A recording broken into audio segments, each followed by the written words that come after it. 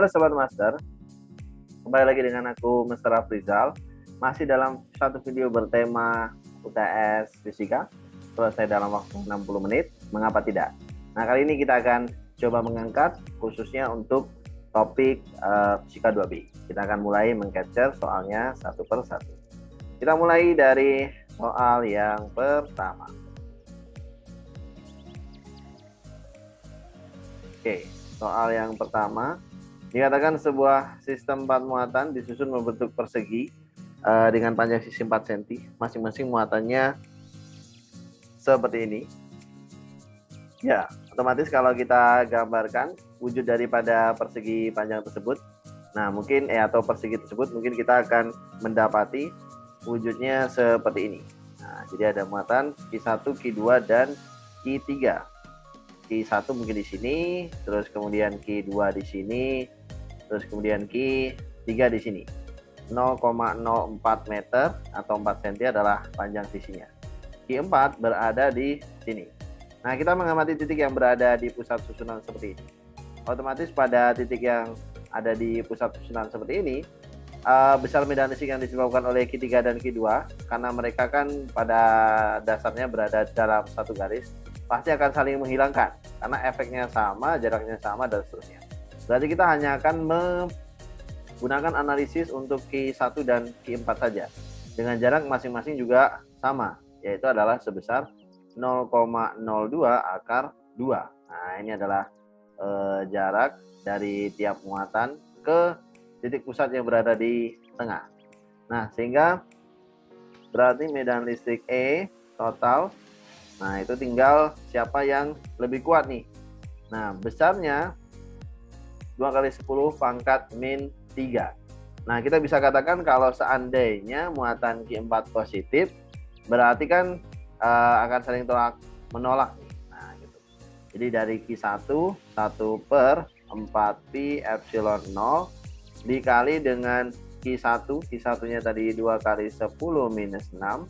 Oh gini deh, tulis dulu rumusnya. Q1 per R1 kuadrat ditambah gitu ya dengan Q4 dikurangi dengan Q4 per R4 kuadrat. Nah, itu dia. Terus berarti kita bisa tuliskan pula jadi sama dengan 9 kali 10 pangkat 9 dikali dengan Q1 2 kali 10 minus 6 dibagi R1-nya 0,02 2 kali 10 minus 2 kuadrat kali 2 gitu.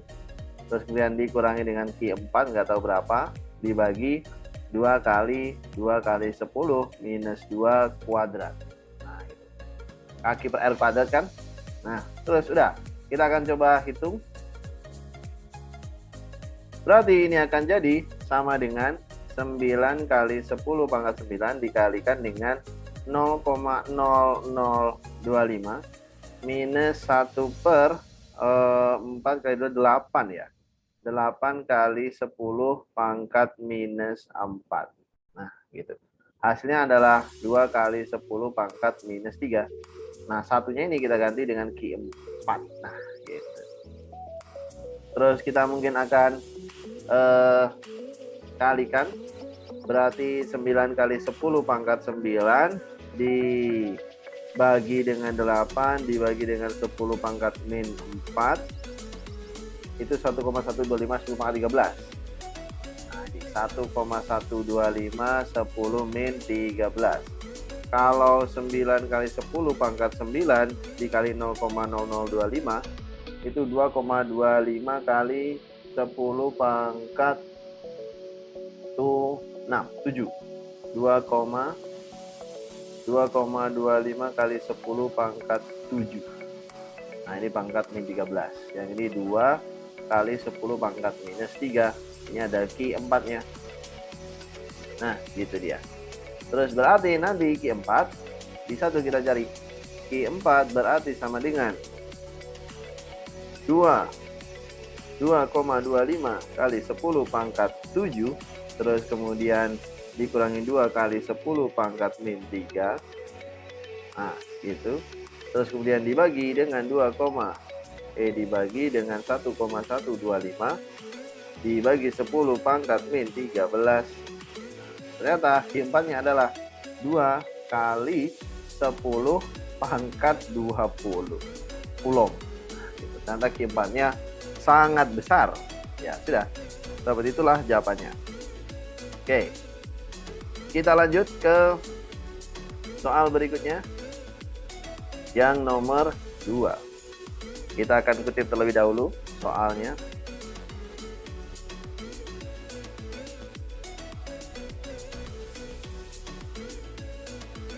Nah, ini dia.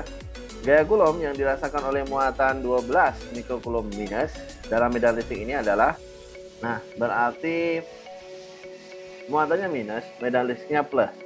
Berarti muatan akan tertarik ke pangkalnya, akan ke kiri. Nah, berarti gaya F nanti pasti minus I hat. Nah, sekarang berarti besarnya saja. Kita kalikan.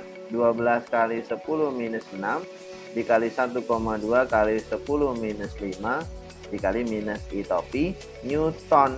Nah, itu dia. Berarti sama dengan 14,4 kali 10 min 11 min I hat, terus kemudian di sini Newton. Nah, ini dalam ungkapan vektor besar gaya Coulomb yang dirasakan sekian. Oke, kita akan lanjutkan ke konsep atau ke soal berikutnya. Oke, kita tarik garis dulu. Oke, terus kita lanjutkan ke soal nomor 3. Kita coba capture dulu soal nomor 3.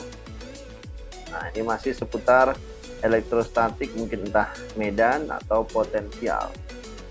Sebuah batang bermuatan, oh ternyata medan lagi nih.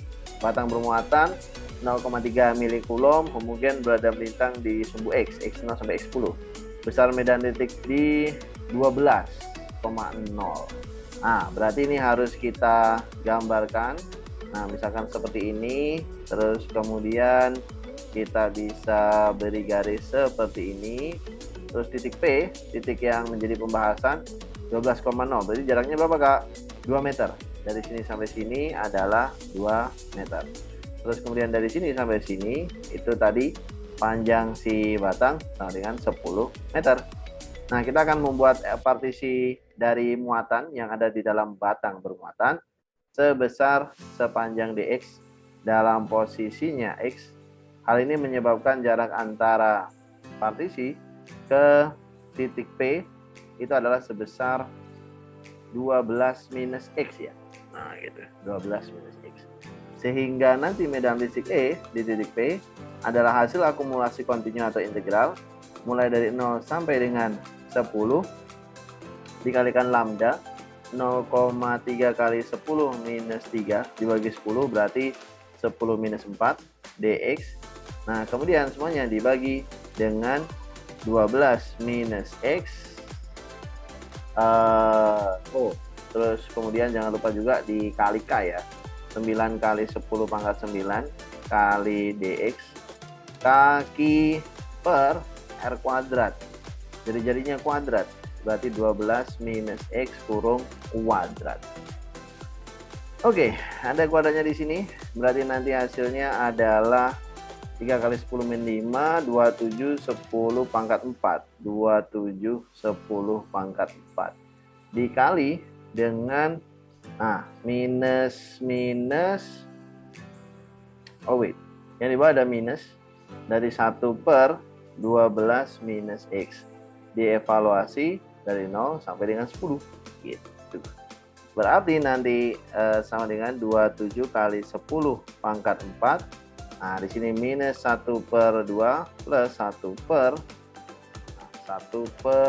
berapa ini? 1 per ketika dimasukin 0 1 per 12 ya. Oke. Min 2 tambah 1 min 1 positif. Harusnya arahnya menjauhi ya. Kalau 1 per 12 ditambah ini harusnya ada yang keliru nih dalam hitungan. Kan rumusnya adalah integral 1 per 4pi epsilon 0.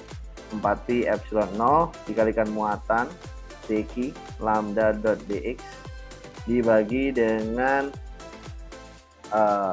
x kuadrat atau r kuadrat. R-nya adalah 12 minus X kuadrat. Oh, tapi ada minusnya. Oh, berarti benar.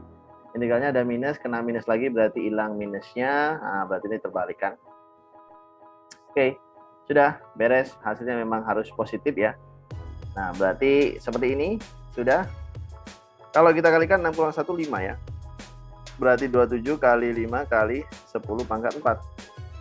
Berarti hasilnya adalah 135,0000 Newton per Coulomb. Selesai. Oke, itu jawaban untuk soal nomor 3. Next, kita lanjut ke soal nomor 4. Nah, soal nomor 4 sepertinya ada susunan bola. Oke, kita capture, kita letakkan ke sebelah sini.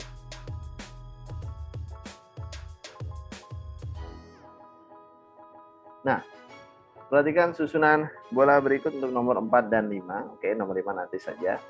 Sebuah bola konduktor jari-jari A 10 cm bermuatan 2,4 mikrocoulomb homogen.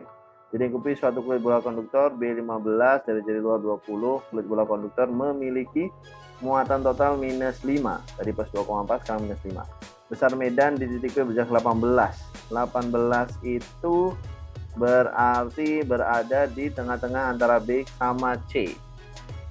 Nah, kalau berada di tengah-tengah B sama C, nah, berarti kita bisa menghitung besar medan listriknya menggunakan lagi-lagi hukum Gauss.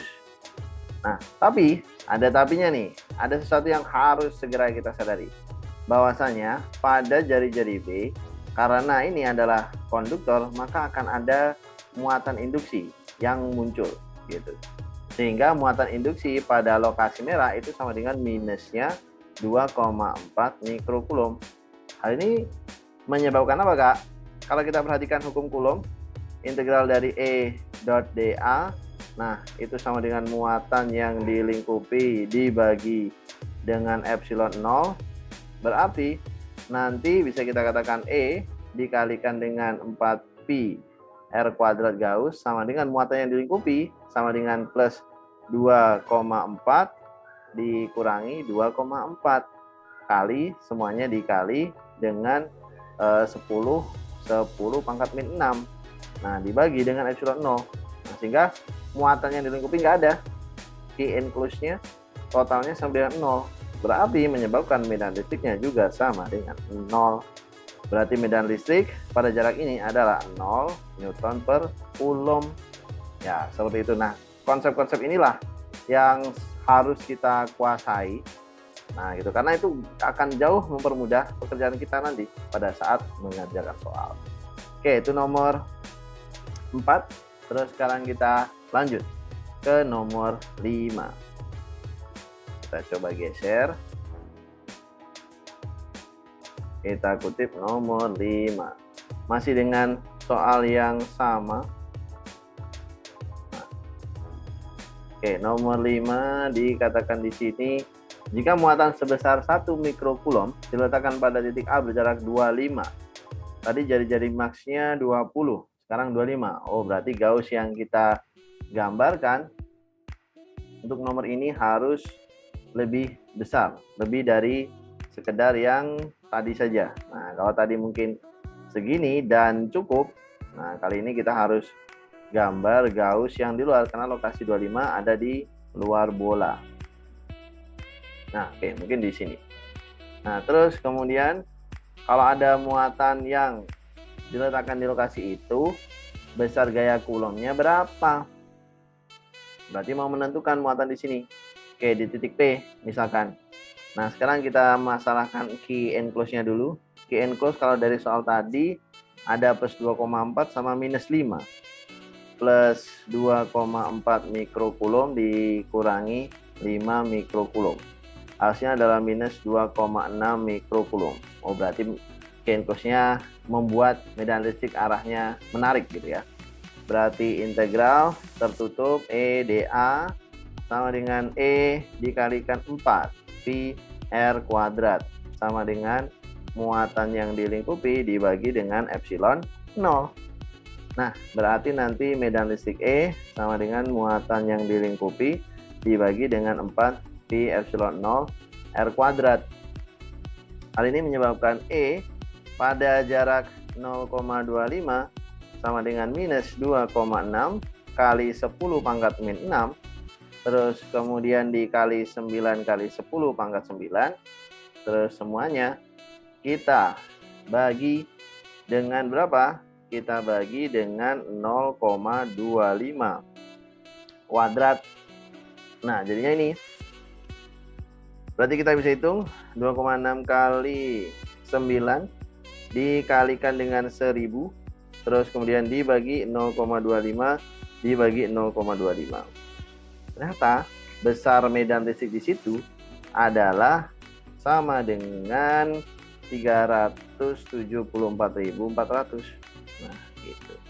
Dan kita ditanya berapa besar gaya Coulomb yang dialami oleh muatan Q0 uji. Berarti sama dengan Q0 kali medan E, sama dengan 10 min 6 kali 374.400, atau berarti sama dengan 0,3744 Newton. Nah, itu berarti besarnya ya. Oke, selesai. Itu untuk nomor 5. Lanjut ke nomor berikutnya, nomor 6. Capture dulu. Oke, nomor 6 kita coba tuliskan. Nah, sebuah kapasitor plat sejajar jari-jari 1 cm, jarak antar plat 0,5 mm. Jika kapasitor tersebut dirangkai GGL sebesar 12 volt, potensial E, muatan yang muncul berapa besarnya? Nah, gitu. Kalau ditanya muatan, I sama dengan C kali V, berarti sama dengan epsilon 0A per D dikalikan potensial yang muncul. Berarti sama dengan 8,85 kali 10 pangkat minus 13.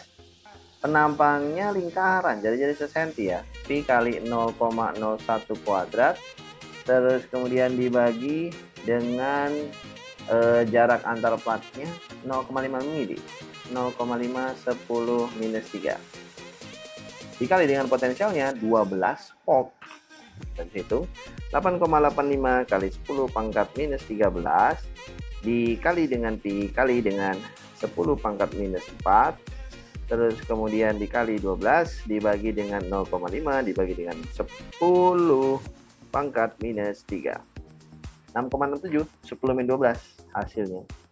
Nah, berarti 6,67 piko Coulomb. Nah, jadi muatan yang tersimpan begini ya nilainya. Oke, sudah. Nomor 6 selesai. Kita masuk ke nomor berikutnya. Nomor 7. Nah, untuk nomor 7 kita geser. Oke, kita akan punya kapasitor silindris nampaknya. Yap.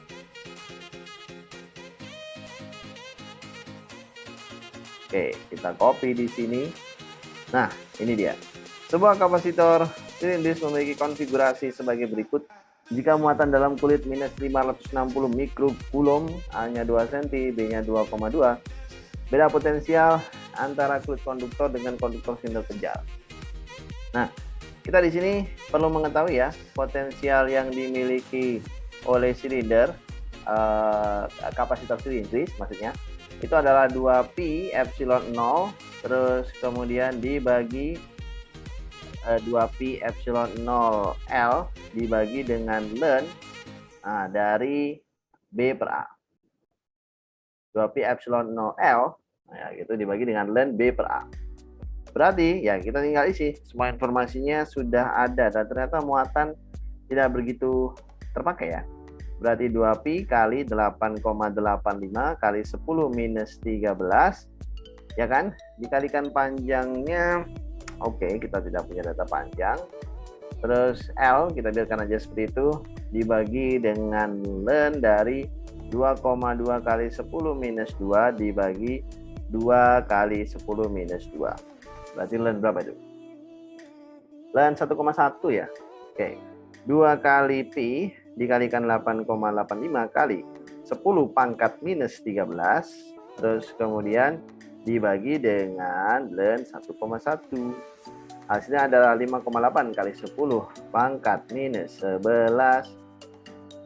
Jadi potensialnya 5,84 4 KE 5,83 kali 10 pangkat min 11 volt.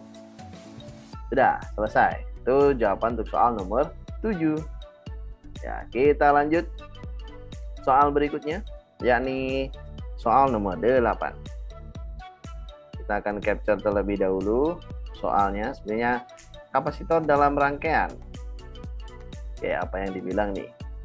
Kapasitor dalam rangkaian.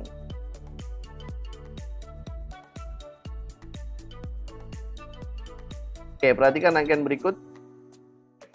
Nilai C1, C2, C3 ada.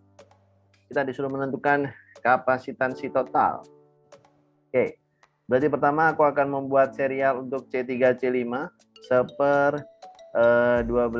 ditambah dengan 1/4. Oke, sama dengan 4/12. Berarti nanti C ekuivalen 1 sama dengan 3 mikrofarad. Oke, terus kemudian aku seriin dengan C2, berarti C2 ditambah dengan C ekuivalen 1, C2 12 ya. 12 ditambah 3 sama dengan 15 mikrofarad. Ini adalah C ekuivalen yang kedua. Terus kemudian aku paralelin lagi dengan C4 ya sepertinya. Berarti C4 tambah C ekuivalen 2. C4 6. 6 ditambah dengan 15, 21 mikrofarad. Kita sebut dia sebagai C ekuivalen 3. Nah, lalu kemudian aku akan coba serial dengan 1 C seper C1 ya, seper 12. Terus kemudian ditambah dengan seper 21. Ini jadinya 84, 4, 7. Balik. 74. Nah, berarti 11/84. Maka nanti C ekuivalen 4 sama dengan 84/11. Kemudian dengan C6 kita serikan. Ya kan, setelah seri kita paralelkan. Berarti kalau paralelkan ya tinggal dijumlah. C6 ditambah C ekuivalen 4. Berarti C6 6. 6 ditambah 84/11. 66 tambah 84 itu hasilnya adalah 150/11 mikrofarad. Nah, ini berarti nilai kapasitansi yang ekuivalen ya dengan kapasitor tersebut. Sistem kapasitor tersebut lebih tepatnya kayak gitu. Oke, sudah. Kita lanjutkan lagi ke soal berikutnya. Yang nomor 9. Kita capture dulu. Nah, nomor 9 ini sepertinya rangkaian-rangkaian. Kita capture.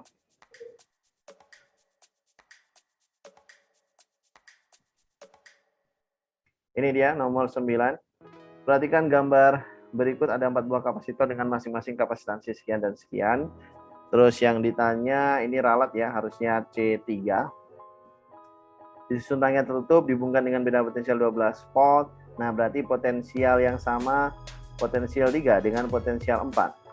Terus muatan yang dideteksi di A sama dengan muatan 1 juga sama dengan muatan 2. Berarti 12 kali 10 min 6 coulomb. Nah, sementara muatan yang dideteksi di B itu miliknya muatan 4. Berarti Q-B sama dengan Q4 itu sama dengan 8 saja ya, 8 kali 10 min 6. Mau tidak mau Q3 sama dengan 4 kali 10 min 6. Coulomb, merah juga coulomb. Mungkin kita mulai dari C4 saja. Jadi C4, kita pakai V4 berarti ya. V4 sama dengan Q4 per C4. Berarti sama dengan 8 kali 10 pangkat min 6 per 4 kali 10 min 6. Sama dengan 2 volt. Otomatis ini adalah V3.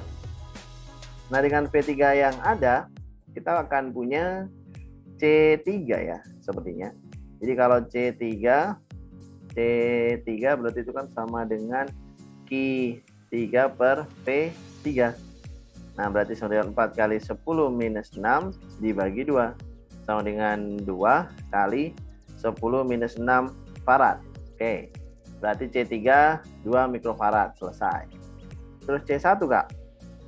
Nah, menemukan C1 ini kita bisa pakai QA. Jadi QA itu sama dengan C total, C ekuivalen yang dimiliki oleh sistem C1 C2 dikali dengan potensial yang tersisa. Tadi potensial yang dimiliki oleh muatan 4 dengan kapasitansi 4 sama 3 tadi kan hanya 2 volt ya. Berarti tersisa masih 10. Berarti C ekuivalen dikali 10 sama dengan QA. QA-nya adalah 12 mikrocoulomb. Nah, gitu. Oh, berarti otomatis nanti kita akan tahu bahwa C ekuivalen sama dengan 1,2 mikrocoulomb sama dengan 6/5. Nah, 6/5 sama dengan sepernya C2 sepertiga ditambah C1 gitu. Nah, harusnya sepernya seper ya, karena ada 2 kali seper ya. Sepernya sepertiga ditambah C1. Alhasil bisa kita katakan bahwa berarti 5/6 dikurangi dengan sepertiga sama dengan C1. Berarti ini sama dengan 5 min 2/6 sama dengan 3/6 sama dengan 1/2. Berarti nilai C1 itu 2 mikrofarad. Yang benar 2 kali 10 min 6 farad. Nah, jadi C1 itu C3 juga 2 kali 10 min 6. Sudah beres. Ini jawaban untuk soal nomor 9. Lanjut ke soal berikutnya. Soal nomor 10. Untuk soal nomor 10 ada rangkaian lagi. Ya, kita coba lihat rangkaiannya.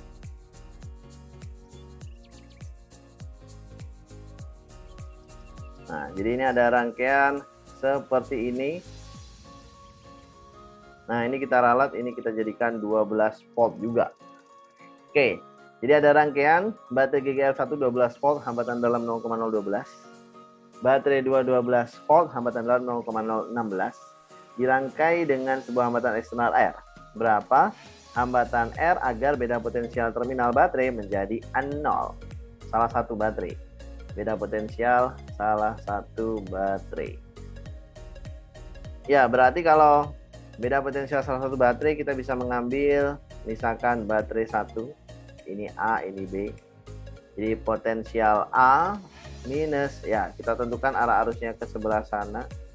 Terus kemudian arah perjalanan yang kita akan hitung, kita akan pakai juga arah jarum jam saja. Berarti VA minus I kali R dikurangi dengan I kali R1. Terus kemudian ditambah dengan GGL2 sama dengan potensial di B. Dan bisa kita katakan bahwa potensial A minus potensial B sama dengan 0 itu adalah I dikalikan R plus R1 minus R1, R2 ya, ini harusnya R2 dikurangi dengan GGL2. Oke, berarti GGL2 12 sama dengan arus I dan seterusnya. Nah, I-nya dulu kita cari. I sama dengan GGL1 ditambah dengan GGL2 dibagi dengan R dalam ditambah R eksternal sama dengan 24 dibagi dengan R ditambah 0,028. Oke, ditambah dengan 0,028 itu I-nya. Nah, kalau kita masukkan ke sini berarti 0 sama dengan 24 dikali R ditambah 0,016 ya. Nah, gitu. Dibagi dengan R ditambah 0,028 dikurangi 12. Berarti ini 0 sama dengan 24R ditambah. Kita coba kalikan terlebih dahulu, 24 kali 16 384. 0,384 minus 12R minus 0. Nah, 28 kali 12 336. 0,336. Artinya berarti 0 sama dengan 12R 384 dikurangi dengan 336 itu adalah 48. Nah, ini ditambah ya, ditambah 48. Sehingga nilai R-nya berarti adalah minus 4 ohm. Nah, nilai minus ini mungkin agak terkesan kurang masuk akal nih kalau minus 4 ohm seperti itu. Oh, jadi kurang tepat nih Kak. Ya, mungkin kurang tepat. Jadi kita bisa cek di salah satunya, mungkin nggak 0, kita bisa bikin perjalanan B sama C. Nah, berarti potensial di B minus IR1 plus GGL1 minus IR besar sama dengan potensial di C. Berarti nanti PB min PC sama dengan I 24 per R ditambah 0,028 dikali dengan R ditambah R1 0,012 dikurangi dengan GGL1 12. Sepertinya juga mungkin bisa kalau kita hitung seperti ini. Berarti nanti 0 sama dengan 24R plus 24 kali 12 288 ya. 0,288 minus 12R minus, nah ini 28 kali 12 336. Nah, 12R minus 0,336. Nah, ini mungkin bisa nih hasilnya terbukti positif. Berarti 12R sama dengan 336 kurangi 288 48. Nah, gitu. Jadi jatuhnya nanti R-nya sama dengan 4 ohm, hasilnya positif. Nah, ini adalah jawaban yang lebih masuk akal untuk soal nomor 10. Sudah, seperti itu. Kita lanjutkan lagi ke soal nomor berikutnya. Oke, soal nomor berikutnya adalah soal nomor 11. Nah, soal nomor 11 ini sepertinya rangkaian lagi, rangkaian arus tunggal, arus arah yang sering kita kenali sewaktu SMA dulu mungkin ya. Nah, jadi dikatakan di sini perhatikan gambar berikut untuk menyelesaikan. Nah, ini salah nih. Soal bukan 16 17 ya, tapi 11 dan 12. Oke. Rangkaian multi loop apa yang harus kita lakukan? Mengerjakan mulai dari loop 1 sama loop 2. Jadi untuk loop 1 kita akan tentukan arah arusnya. Berarti arusnya ke sebelah sana. Nah, ini misalkan I1.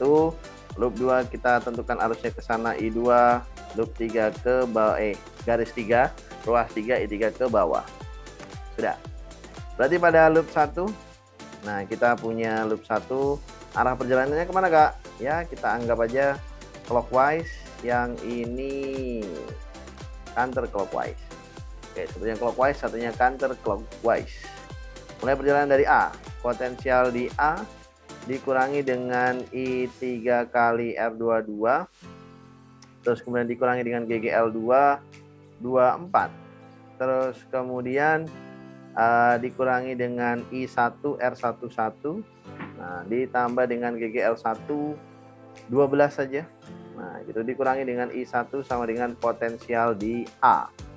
Kita eliminasi potensial di A, berarti 2 gini. Minus 2 I1 minus 2 I2 minus 2 I1 sama dengan 12. Atau berarti minus 4 I1 minus 2 I2 sama dengan 12. Equation 1. Pada loop berikutnya, pada loop 2 kita mulai dari A, potensial di A minus ini sama saja, I3 kali 2 minus 24 minus I2 kali ini seperti itu plus 12 minus I2 sama dengan potensial di A. Kita eliminasi potensial di A, lalu kita akan sadari minus 2 I2 minus 2 I1 minus 2 I2 sama dengan 12. Atau berarti minus 2 I1 minus 4 I2 hasilnya adalah 12.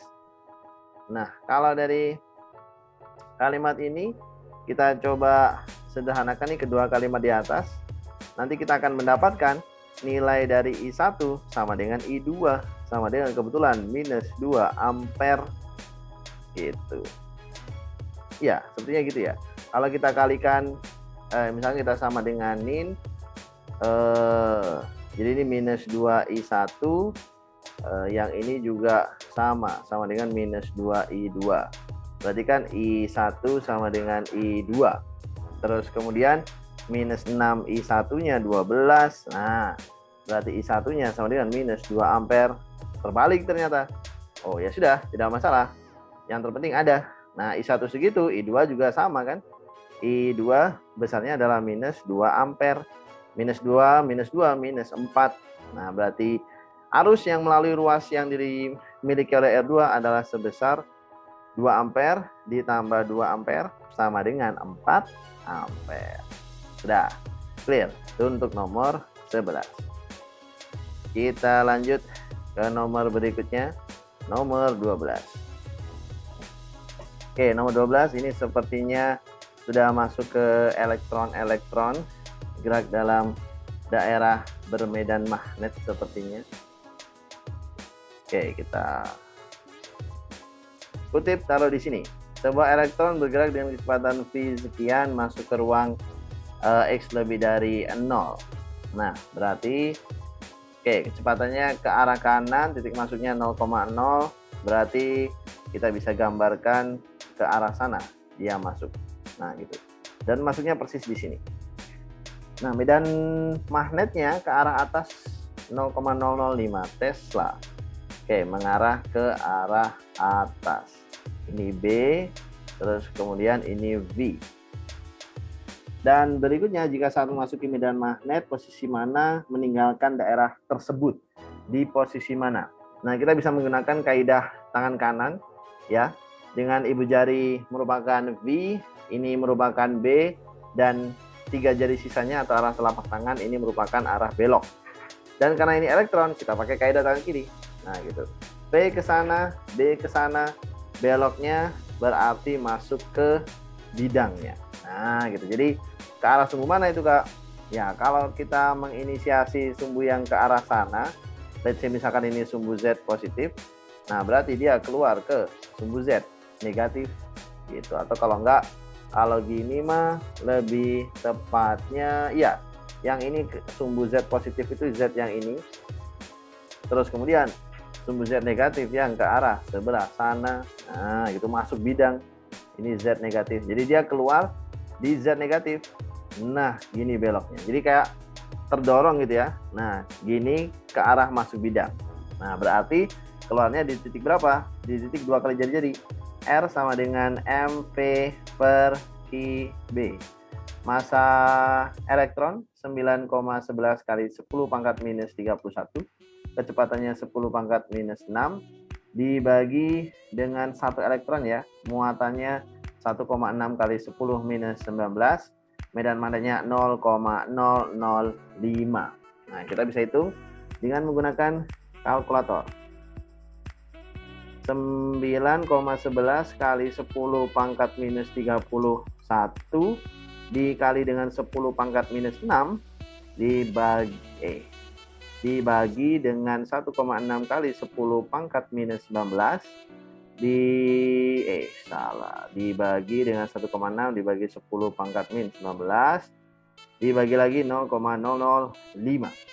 Nah, ternyata masih 1,14 10 pangkat min 15. 1,14 kali 10 min 15. Nah, sehingga Z-nya ya, yang negatif berkurang 2 kalinya ini. Berarti titik keluarnya adalah di 0,0,1,14 kali 2. 2,28. 10 min 15. Jadi almost seperti tidak terlihat bahwa dia sempat masuk ya. Tapi memang dia akan langsung keluar. Ini soal untuk nomor 12 ya. Jadi ternyata nomor 12 terpisah dari nomor 11, berarti ini tadi kita anulir. Nah, itu. Jadi soal tadi independen untuk nomor 11 saja. Oke, kita lanjutkan ke soal berikutnya. Nomor 13. Nah, kali ini ada proton. Nah, proton mungkin memasuki daerah yang hampir sama. Oke, jadi dikatakan jika sebuah proton memasuki daerah X lebih besar dari 0, medan magnet sekian mengarah ke sumbu Z positif, kecepatannya 15 meter per second. Terus kemudian ke arah sumbu Y positif, masuknya, kemudian meninggalkan daerah tersebut. Jadi kalau kita bayangkan seperti ini, terus kemudian ini miring kayak gini, maka nah mungkin ini adalah sumbu X, ini sumbu Y, ini sumbu Z. Dia masuknya di 000 ya, kita asumsikan aja di situ. Dia masuknya di 000, ke sebelah sana medan ini V. Nah, terus medan magnetnya adalah Z positif. Z positif ini B. Proton ya, kaidah tangan kanan. V-nya ke sana, B-nya ke atas. Nah, berarti dia akan keluar. Nah, nanti beloknya, arah beloknya si muatan ini ke sini nih. Nah, gitu. Terus kemudian lalu keluar apabila iya berapa lama partikel di dalam. Setengah revolusi berarti T sama dengan Pi dikalikan dengan R. Nah, Pi dikalikan dengan R sama dibagi dengan kecepatan V. Nah, berarti ini sama dengan Pi dikalikan dengan MP per QB. Nah, terus kemudian dibagi dengan V. Berarti itu sama dengan, kita coret-coret, tinggal Pi kali M per QB. Nah, Pi kali M per QB. Ini namanya adalah setengah periode revolusi dari sebuah partikel bermuatan di dalam medan magnet. Berarti Pi kali massa elektron. Massa elektron itu 1,67 10 minus 27 dibagi dengan 1,6 10 minus 19. Medan magnetnya adalah 0,001. Oke, 1,67 kali 10 pangkat minus 27. Terus kemudian dikali dengan Pi. Dibagi 1,6 bagi 10 pangkat min 19. Terus kemudian dibagi lagi 0,001. 3,28 kali 10 min 5. Itu dia hasilnya. 3,28 kali 10 minus 5 second. Sangat singkat ya. Mikrosecond mungkin. Oke, kita lanjutkan ke halaman berikutnya. Oke, kita akan lanjut mengutip soal nomor 14. Nah, kali ini terkait dengan masih seputar medan listrik sepertinya, kembali lagi ke medan listrik ya. It's okay, kita ikuti saja keinginan dari soal. Nah, perhatikan gambar berikut ya. Nah, ini sepertinya medan magnet nih. Nah, ini salah tulis nih ya, harusnya medan magnet. Sebuah koar lurus panjang L 1 meter dialiri dengan arus 0,5 ampere menyebabkan adanya medan magnet. Nah, medan magnet di titik P berjarak 20 cm dari kawat. Ini juga medan magnet gitu. Terus besarnya medan magnet. Nah, kita bisa menentukan besarnya medan magnet dengan cukup mudah. Dengan apa, Kak? Ada persamaannya. Jadi persamaannya sudah kita bisa langsung gunakan. Jadi B yang berada di titik P itu sama dengan mu 0 I, terus kemudian dibagi dengan 4 dikalikan A dikali dengan cos theta plus cos alpha. Nah, alpha sama theta ini siapa? Jadi bagaimana kita bisa menemukan alpha dengan theta? Ini sebenarnya bisa kita temukan langsung dengan menarik garis penghubung nih antara kedua garis penghubung antara titik P dengan kedua ujung dari si batang. Nah, sudut alfa mungkin kita namanya ini. Sudut theta mungkin yang ini. Nah, gitu. Jadi mu 0 I tapi mu 0 I N mu 0 I kali L ya, jangan lupa. Mu 0 I L terus dikalikan dengan mu 0 IL dikalikan dengan 4A. Cuman di sini mungkin 4A kita ganti dengan 4R ya. Nah, gitu. Jadi mu 0 I dikalikan dengan 4R. Nah, ini persamaan ini dapat kalian mudah dilihat di buku. Nah, di buku ada tuh 4PR. Nah, mu 0 I OL-nya ini mungkin kita sudah implisitkan ya, tampilkan di cos alfa cos beta. Jadi 4πA. 4πr. Nah, ini dia. Sudah, berarti kita tinggal isi 4pi kali 10 min 7, itu konstantanya mu 0, dikalikan dengan arus yang mengalir 0,5. Nah, dibagi dengan 4pi, dikalikan dengan R. R itu jaraknya tadi 20 cm ya, 0,2. Terus kemudian dikali cos. Cos alfa itu kan 90, 0. Nah, plus 0. Yang cos tetanya ini ada mungkin. Cos theta yaitu L1 dibagi dengan sisi miring, yaitu akar dari 1 ditambah 0,2 kuadrat. Gitu. Sudah, sisanya bisa kita hitung ya dengan menggunakan kalkulator. Berarti 4pi dengan 4pi bisa kita eliminasi nih. Berarti tersisa 2,5 kali 10 pangkat minus 7 dikali dengan 1 dibagi dengan akar buka kurung 1 ditambah 0,04. Nah, hasilnya adalah 2,45 kali 10 pangkat minus 7 Tesla. Tuh, jawaban soal nomor 14. Kita lanjutkan lagi ke soal berikutnya. Soal nomor 15. Nah, kita capture dulu soalnya. Oke, soal nomor 15 terkait dengan kawat-kawat lurus. Lagi kawat lurus. Oke. Nah, di sini dikatakan ada kedua kawat lurus yang sangat panjang, masing-masing dari arus yang sama, yaitu sebesar 2 ampere. Keduanya terpisah, jaraknya 10 cm. Diamati bahwa terjadi gaya tarik menarik karena arusnya searah tadi yang dirasakan masing-masing kawat. Besar gaya tersebut persatuan panjang kawat satu adalah sebesar. Nah, ini bisa kita tuliskan ya hukumnya. F per L itu sama dengan 1/4pi epsilon 0 ya, dikalikan dengan Q1 dikalikan dengan Q2, terus kemudian dibagi dengan apa? Dibagi dengan ini nggak ada 4pi epsilon 0 ya, 2πa jarak itu Q1, terus kemudian dikalikan dengan Q2 dikalikan dengan mu 0. Gitu. Jadi 4pi-nya ada di atas ya.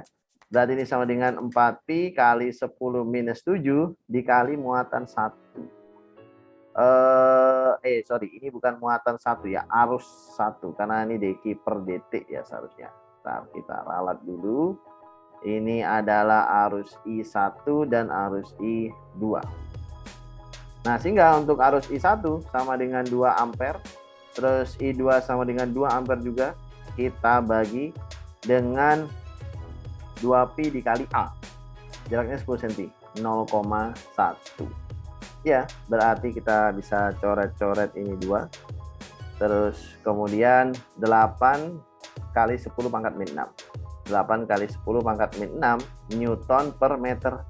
Nah, ini adalah besar gaya tarik yang dirasakan oleh kawat masing-masing ya, entah kawat 1 ataupun kawat 2. Sudah selesai, itu nomor 15. Next, sekarang kita masuk ke nomor 16. Oke, nomor 16 capture dulu, soalnya mana Kak? Ya, kita capture terlebih dahulu. Oke, jadi untuk nomor 16, perhatikan ilustrasi berikut. Gambar di atas merupakan kawat dengan bentuk yang berbeda-beda. Masing-masing memanfaatkan bentuk lingkaran, bervariasi, ada yang seperempat, ada yang setengah, ada juga yang seperempat setengah gitu ya. 3/4 tidak ada, jadi hanya seperempat dan setengah. Kita disuruh menghasilkan medan magnet terbesar. Oke, pada prinsipnya kita bisa menggunakan perhitungan medan magnet akibat distribusi lengkung yang rumusnya ini. Jadi B sama dengan mu 0 IN per berapa Kak? Per 2A. 2A atau ya 2 kali R gitu juga boleh lah, bebas 2A atau 2R. 2 kali R. Nah, gitu. Dan kita bisa menggunakan kaidah tangan kanan untuk arusnya. Jadi arah lengkungnya pakai 4 jari, kita sesuaikan, terus kemudian sisanya ya sama. Misalkan untuk kawat 1 begini, melengkung, terus kemudian begini, jadinya begini. Nah, berarti untuk kawat akibat distribusi atau gambar yang A dulu. Berarti B di pusat itu sama dengan mu 0I kali setengah dibagi dengan 2 kali R. Karena kan jari-jarinya gede itu R. Yang paling gede mah 3R ya. Jari-jarinya 3R. Berarti itu sama dengan setengah, ini 12 berarti. Mu 0 I per 12R. Terus ditambah yang kecil. Nah, yang kecil kalau arusnya begini, ya kebalik, berarti masuk bidang. Yang ini keluar bidang kita lambangkan plus, yang masuk bidang kita lambangkan min. Mu 0I kali masih setengah dibagi 2 kali R. R-nya adalah, itu sudah paling kecil belum? Itu kayaknya belum yang paling kecil ya. Ya, yang paling kecil itu atau sudah sepertinya, oh ini yang R doang. Nah, gini. Berarti itu sama dengan mu 0I per 12 ya. Mu 0I per 12R dikurangi dengan mu 0I per 4R. Oh, ternyata hasilnya minus nih. Berarti minus 2 mu 0I per 12R. Nah, itu gambar A. Gambar yang A. Gambar B, nah, kita anggap alirannya ke sana sama. Berarti BP sama dengan mu 0I kali setengah. Terus kemudian dibagi dengan 2 kali 3R. Nah, ini keluar bidang. Terus satu lagi. Nah, keluar bidang juga berarti plus. Mu 0I per mu 0I per 2 mu 0I kali setengah per 2 kali R. Nah, gitu. Berarti ini ditambah ya jatuhnya. Berarti ini jadi mu 0I per 12R ditambah mu 0I per 4R. 3 tambah 1, 4 berarti. 4 mu 0I per 12R. Sudah. Terus kemudian yang C, B di P sama dengan mu 0I kali setengah dibagi dengan 2 kali 3R. Terus kemudian ini yang ini 2R nih, tapi seperempat, tapi lanjut berarti plus. Plus dari mu 0I dikali dengan seperempat saja dibagi dengan 2 kali 2R. Ditambah lagi dengan mu 0I seperempat saja, terus kemudian dibagi 2 kali R. Nah, itu dia. Berarti sama dengan mu 0I per 12R. Ini 16, mu 0I per 16R. Per 16R. Satu lagi adalah mu 0I per 8R. 12, 16, 8. 48 ya ininya KPK-nya. Berarti kalau 48, 4 ditambah 37 ditambah 6, 13. 13 per 48 mu 0I per R. Kalau kita bagi 4, 13 tuh 3,75. Iya. Karena sebentar, 13 ya. 6,5 bagi 2 3,25. Nah, berarti ini hanya sekitar 3,25 per 12 dikali dengan mu 0I per R. Dengan demikian, berarti yang lebih besar justru yang nomor 2. Nah, gitu. Jadi yang nomor 2 konfigurasinya menghasilkan medan magnet terbesar di titik pusatnya, yaitu sebesar 4 mu 0I per 12R. Oke, sudah. Itu adalah pembahasan soal nomor 16. Kita lanjut soal berikutnya, nomor 17. Oke, soal nomor 17. Nah, kita coba capture dulu. Oke, ini sepertinya masuk ke dalam GGL induksi, materi GGL induksi. Nah, Perhatikan gambar berikut untuk soal nomor 17, mungkin 18 juga, tapi kita perhatikan nomor 17 dulu.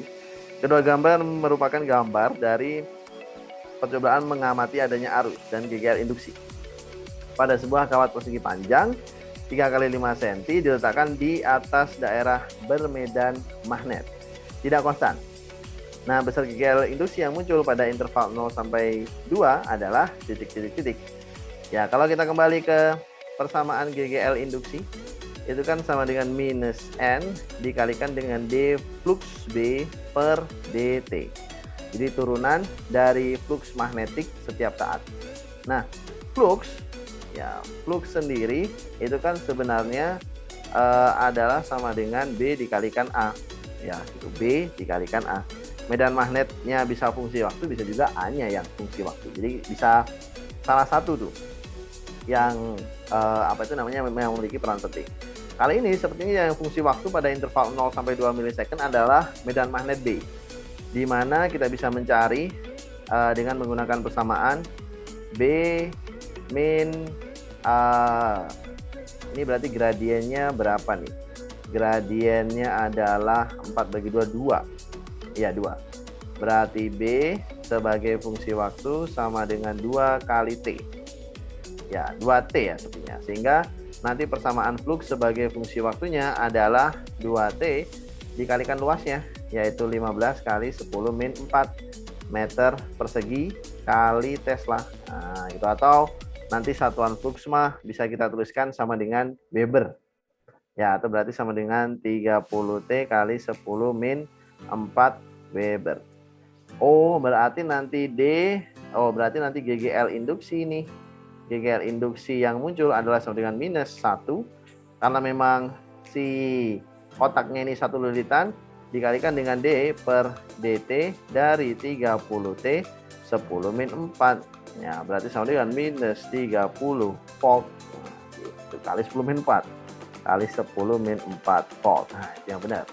Atau berarti bisa kita katakan besar GGL induksi di 2 milisecond pertama adalah minus 0,03. Nah, itu 1, 2, kurang 2 lagi. Berarti 0,03. Nah, gitu, volt. Sudah selesai. Nah, ini adalah besar GGL induksi untuk soal nomor 17. Ya, kita masuk ke soal terakhir, yakni soal nomor 18. Oke, kita lihat. Oke, jadi soal nomor 18 kita capture dulu. Nah, ini masih ada kaitan dengan soal nomor 17. Oke, jadi dikatakan berdasarkan soal nomor 17, besar arus induksi pada interval 2 sampai 5 adalah titik-titik.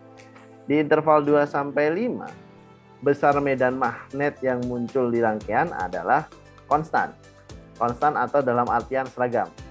Berarti B itu tidak tersaji dalam fungsi waktu, melainkan hanya sebuah konstan. Jadi B-nya adalah sama dengan 4 mili Tesla. Nah, gitu. 4 mili Tesla. Berarti dikali tadi ada kurang 10 pangkat minus 3 ya. Ini 10 pangkat minus 3. T-nya juga milisecond. T-nya milisecond berarti 10 oke ya, 10 minus 3 lah. B-nya 10 minus 3. Nah, berarti ini nanti kita koreksi harusnya 10 minus 7. Ini jadinya adalah minus 3 kali 10 minus 6 volt ya tadi. Kembali lagi ke soal nomor 18 nih. Masalah soal nomor 18. Nah, karena B-nya seperti ini, otomatis fluxnya juga merupakan flux yang konstan. Jadi tidak berubah. Sehingga kan menurut teorinya dikatakan GGL induksi baru akan muncul ketika ada perubahan flux magnetik di dalam loop rangkaian. Sementara pada interval tersebut tidak ada perubahan flux magnetik. Rangkaian berada dalam jumlah garis-garis medan magnet yang menembus si loop dari si permukaannya konsisten. Berarti kita bisa bilang bahwa D flux B per DT itu akan sama dengan 0. Hal ini menyebabkan ya konsekuensinya sama. Berarti GGL induksinya sama dengan 0 otomatis, karena tidak ada GGL induksi, maka tidak ada arus induksi yang muncul di rangkaian. Jadi arus induksi itu tidak selamanya muncul. Arus induksi itu baru akan muncul ketika ada perubahan flux magnetik. Jadi gigit induksinya berarti sama dengan 0. Nah, jadi seperti itu pembahasan dari video bertema UTS Fisika, pengerjaan dalam 60 menit, why not? Mengapa tidak? Dan kita sudah berhasil menyelesaikan. Dan buat kalian nih, para sobat master yang ingin tahu sebenarnya gimana sih cara mengidentifikasi ini, itu, ngelihat ini dengan langsung tepat, langsung mengekstrak informasi yang penting, coba kalian simak baik-baik videonya, ikuti video-video lainnya, dan kalau misalkan kurang, dan tentunya pastinya kurang, kalian bisa langsung kepoin di website atau Instagram Master TPB. Nah, jadi semoga bermanfaat video kali ini. Terima kasih banyak untuk kalian yang sudah tonton. Sampai jumpa di video berikutnya. Aku Master Afrizal pamit. Terima kasih.